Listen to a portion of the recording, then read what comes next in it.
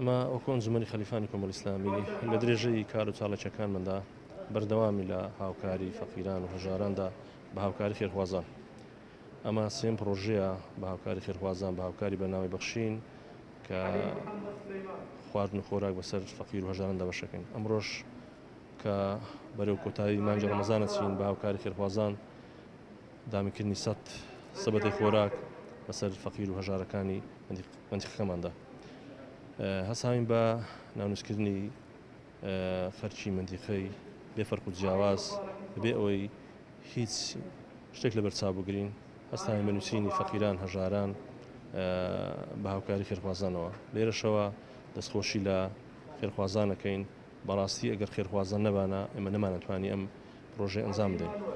ئەو هاوکاری هەمانجا حەقوا بۆ حکومەت بیکاتن، ئەو ئیشی حکومەتیە، بەڵام بەداخەوە حکومەت دێ خەرچی برسیەکە هەژارەداریەکە، بەڵام دەوڵەمەندەکان خواپێداوەکان دەستخۆشیان لێکەین. خوای گەورە زیاتر یارمەتیان بدا، خوای گەورە زیاتر دەوڵەمەندیان بکات لەوەی بتوانین خەرچی فەقیر و هەژار یارمەتیان بدەین. ئێمە هەر پرۆژێکی ئەنجام دەین لە سنوورەکەمان بە پاڵپشتی خێرخوازانە. خوای گەورە پاداشتیان بداتەوە، دەستخۆشیان لێکەین، دوعا خێرێنەکەین ئینشاءالله.